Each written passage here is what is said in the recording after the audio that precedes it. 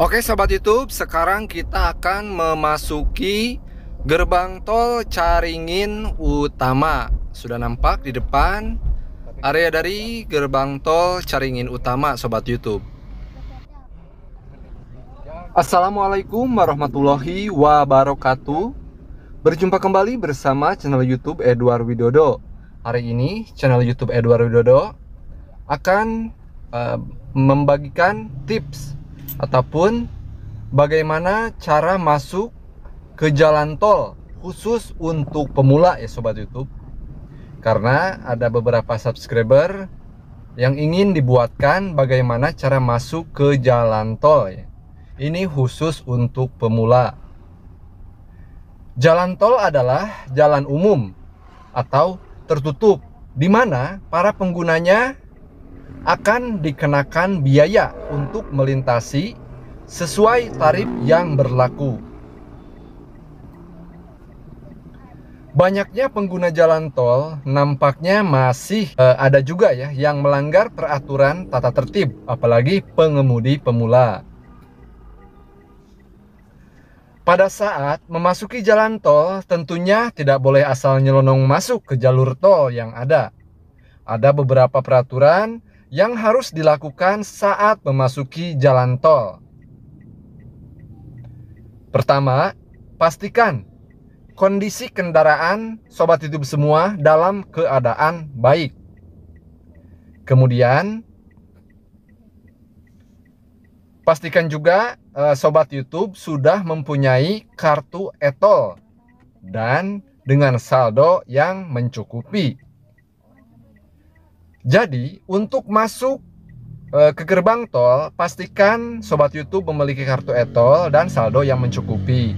Karena sudah tidak melayani dengan pembayaran uang tunai. Untuk melakukan pengecekan saldo e-tol, Sobat YouTube dapat melakukan di gerai Indomaret ataupun Alfamart. Dan sekarang ini di handphone juga sudah ada ya Sobat YouTube. Periksa saja handphone Sobat YouTube sudah ada NFC-nya atau belum ya. Kalau di HP Sobat YouTube sudah ada NFC, itu sudah bisa cek saldo ataupun top up ya Sobat YouTube. Oke, lanjut ke langkah berikutnya. Untuk memudahkan mengetahui rute jalan tol, Anda bisa menggunakan Google Maps. Informasi rute jalan tol juga dapat ditanyakan pada petugas yang ada di gerbang tol yang Sobat YouTube akan lewati ya.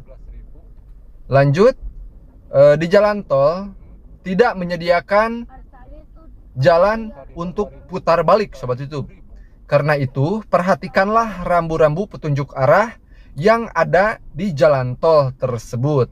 Seperti halnya kali ini channel YouTube Edward Widodo dari arah Ciawi Bogor akan menuju ke arah Sukabumi Sobat YouTube. Kemudian gunakan lajur kiri saat berada di jalan tol. Karena lajur kanan hanya untuk mendahului kendaraan lain. Tidak dibenarkan jika Anda mendahului dari lajur kiri karena hal tersebut membahayakan diri sendiri dan orang lain. Sebagai informasi tambahan, jadi ada lajur, ada jalur ya Sobat YouTube. Untuk lajur, nah seperti yang sedang kita saksikan saat ini, di sini ada dua lajur ya. Untuk ke arah Sukabumi ada lajur kiri dan lajur kanan. Untuk jalur, nah itu yang dari arah Sukabumi menuju ke arah Jakarta sama, ada dua lajur. Seperti itu Sobat YouTube. Oke, lanjut. Jangan terlalu dekat dengan kendaraan lain saat berada di jalan tol. Jadi jaga jarak aman di jalan tol, yaitu sekitar 20-30 meter bila kecepatan berkisar antara 20-30 km per jam. Lanjut, jika melakukan pengereman dengan pedal rem atau dengan penurunan gigi transmisi, lakukanlah sebelum mobil berada di tikungan agar lebih aman lagi Sobat YouTube. Nah, lanjut lagi ke tahap berikutnya. Jika mobil Sobat YouTube tiba-tiba mogok atau ada masalah, tetaplah tenang dan jangan melakukan pengereman secara mendadak. lakukan pengereman secara halus, perlahan, dan cari area parkir darurat yang berada di sisi bahu jalan sebelah kiri. Jangan lupa nyalakan lampu sein kiri atau nyalakan lampu hajar sobat YouTube. Kemudian untuk yang terakhir, jangan bermain handphone di saat berkendara. Itu tidak dianjurkan sobat YouTube, sangat berbahaya. Jadi pastikan sobat YouTube berkendara fokus ya ke depan. Jangan sambil main handphone. Seperti itu sobat YouTube. Jadi jelas ya sobat YouTube, cara masuk jalan tol khusus untuk pemula. 1. Pastikan sobat YouTube mempunyai kartu e-tol dengan saldo mencukupi. 2. Pahami rute jalan tol. 3. Perhatikan petunjuk arah jalan tol yang akan sobat YouTube lalui. 4. Gunakan lajur kiri. 5. Jaga jarak aman. 6. Gunakan rem dan transmisi dengan benar. 7. Hindari kepanikan. Dan nomor yang terakhir yaitu jauhkan handphone. Karena bukan hanya di jalan tol, dimanapun sobat YouTube sedang mengendarai, khususnya kendaraan roda 4 ataupun mobil ini, tidak dianjurkan berkendara sambil bermain handphone sobat YouTube. Oke, di depan sudah nampak area dari gerbang tol Caringin Utama. Apakah di sini kita akan melakukan transaksi atau tidak? Oke, nampaknya di sini tidak ada transaksi ataupun tap e-tol ya sobat YouTube. Kemungkinan nanti ketika kita pas keluar ataupun tiba di gerbang tol tujuan, nah di area gerbang tol tersebut kita akan melakukan transaksi ataupun pembayaran. Sebagai informasi tambahan untuk sobat YouTube semua, bahwa sistem pembayaran ataupun transaksi di jalan tol ini ada dua sistem. Sistem tertutup dan terbuka.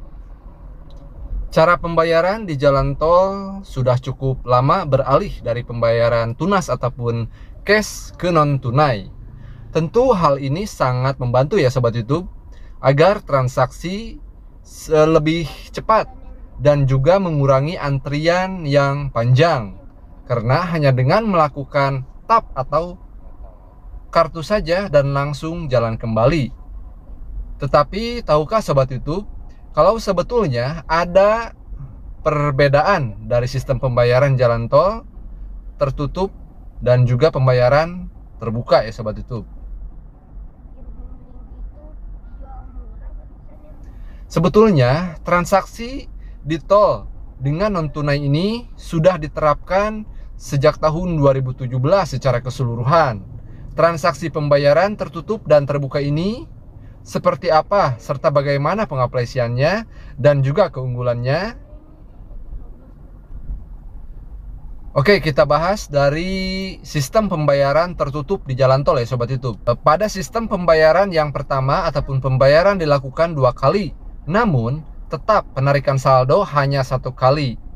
Pada tap atau penempelan kartu di gerbang tol pertama hanyalah mencatat data asal gerbang masuk tol sobat YouTube serta golongan saja. Jadi nanti yang akan tertera saat sobat YouTube tapping adalah angka saldo sobat YouTube.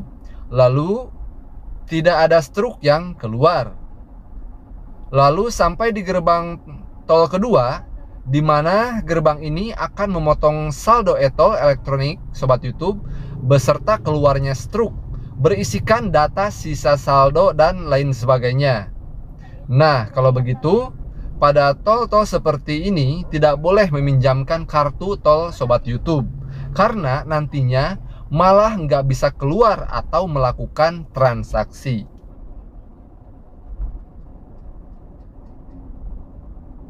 Kemudian di sistem kedua yaitu sistem pembayaran terbuka di jalan tol.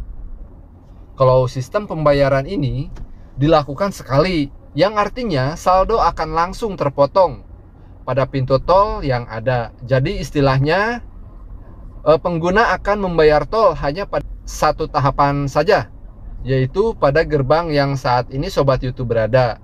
Pas saat melakukan tap, akan langsung tertera berapa biaya yang harus dibayar, dan saldo pada kartu elektronik kita ataupun e-tol akan langsung memotong sejumlah biaya tersebut.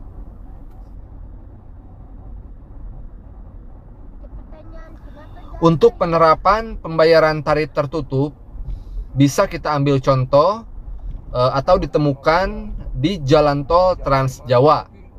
Semisalnya Sobat YouTube masuk dari tol Pemalang dan akan melakukan penempelan kartu tanpa pemotongan.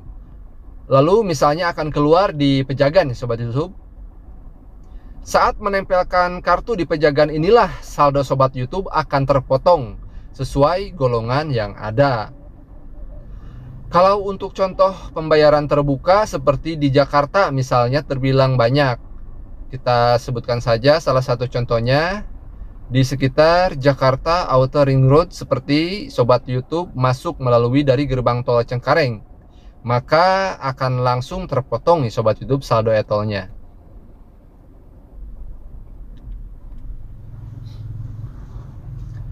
Sistem pembayaran tertutup ataupun terbuka sebetulnya punya keunggulan dan kekurangannya masing-masing. Pada sistem pembayaran tertutup sebetulnya bisa amati itu pembayarannya lebih akurat ya Sobat YouTube, serta tarif per setiap gerbang itu terbilang sesuai dan bisa dicek langsung melalui online. Baik sistem pembayaran tertutup maupun terbuka tetap satu benang merah yang sama, yaitu jangan sampai saldo e-tol Sobat YouTube kurang ya. Seperti pada pembayaran tertutup akan lebih lama dan sulit ketika saldo tidak cukup di gerbang tol tujuan. Jadi sistem pembayaran non tunai di tol ini sudah diatur seperti yang kita peroleh informasinya dari BPJT, di mana sistem ini merupakan bagian dari gerakan nasional non tunai yang sudah disepakati oleh Bank Indonesia serta Kementerian PUPR pada tanggal 31 Mei 2017. Untuk menunjang penerapan transaksi non-tunai di jalan tol juga sebagai modernisasi sistem untuk meningkatkan kecepatan serta juga efisiensi transaksi di jalan tol. Dan kali ini channel YouTube Edward Widodo masih berada di sekitar jalan tol Bocimi seksi 1 Cigombong Ciawi ya, ataupun Ciawi Cigombong.